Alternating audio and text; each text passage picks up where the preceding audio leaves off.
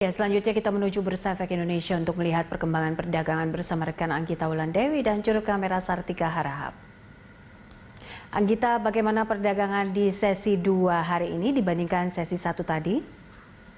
Ya, IHSG saat ini bergerak masih diperdagangkan di zona merah jika dibandingkan dengan pembukaan perdagangan pada sesi 1 pagi tadi, di mana IHSG bergerak dibuka dua arah, yaitu di sesi awal pembukaan IHSG sempat dibuka di zona hijau naik tipis 11 poin atau 0,2% ke level 4.619, namun beberapa saat kemudian IHSG langsung berbalik arah ke zona merah dengan turun ke zona merah setelah turun 7 poin yaitu 0,08% ke level 4.603 hingga saat ini menjelang penutupan perdagangan juga IHSG masih terus bertahan diperdagangkan di zona merah.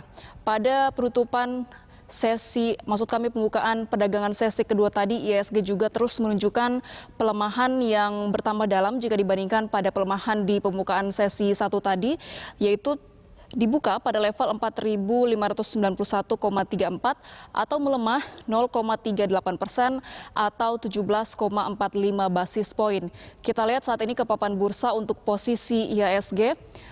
Untuk kinerjanya di perdagangan sesi kedua saat ini masih mengalami pelemahan dari rentang 0,33% hingga 0,39%, dan bahkan jika dibandingkan pada awal pembukaan sesi 2 ini pelemahannya semakin mendalam. Saat ini terkoreksi 16,75 basis poin, diperdagangkan di level 4.592,46. Dan untuk volume perdagangan saat ini tercatat sebanyak 7 juta lembar saham diperdagangkan dengan nilai transaksi mencapai 5 triliun rupiah dan frekuensi transaksi mencapai 481.284 kali transaksi. Sepanjang perdagangan dari sesi 1 tadi, hingga saat ini IHSG sempat menyentuh level tertinggi, yaitu di angka 4.630,58 pada awal pembukaan pagi tadi di sesi 1, kemudian level terendah di angka 4.590,32.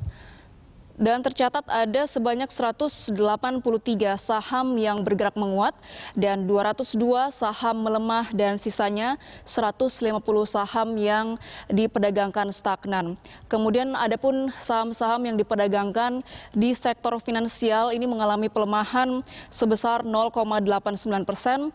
Kemudian dari sektor industri dasar terkoreksi 1,33% dan saham yang diperdagangkan di sektor infrastruktur terkoreksi 0,56%.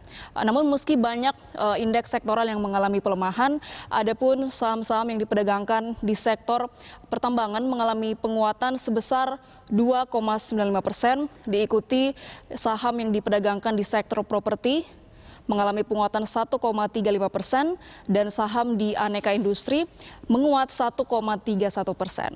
Poppy. Ya, sentimen apa yang paling mempengaruhi pelemahan IHSG hari ini, Anggita? Ya, Poppy, jika melihat sentimen yang ada secara global ini memang banyak sentimen positif, diantaranya adalah secara global perdagangan pasar saham ini menimbulkan kembali optimisme dari para pelaku pasar, di mana adanya sentimen positif yaitu rencana pelonggaran lockdown di beberapa negara. Namun pasar juga tetap mencermati kemungkinan kenaikan kasus dari pandemi COVID-19, yaitu contohnya untuk pembukaan lockdown di Jerman yang membuat peningkatan kasus di negara tersebut justru menjadi meningkat. Kemudian dari sisi domestik pun dilansir data perekonomian penting, yaitu adalah BI mencatat posisi cadangan devisa Indonesia pada akhir April tahun ini sebesar 127,9 miliar US dollar, setara 1.917 triliun, dan posisi cadangan devisa ini naik sebesar 6,9 miliar US dollar, meningkat dibandingkan dengan posisi akhir pada Maret 2020. Namun sentimen positif yang ada ini tidak mampu menjadi katalis positif yang bisa mendorong gerak IHSG untuk diperdagangkan di zona hijau. Ini dikarenakan para investor masih khawatir terhadap penurunan kinerja pertumbuhan ekonomi Indonesia seiring dengan terus meningkatnya kasus positif dari COVID-19 di Indonesia. Poppy. Baik, Anggita Wulandewi, terima kasih untuk laporan langsungnya dari Bursa Efek Indonesia.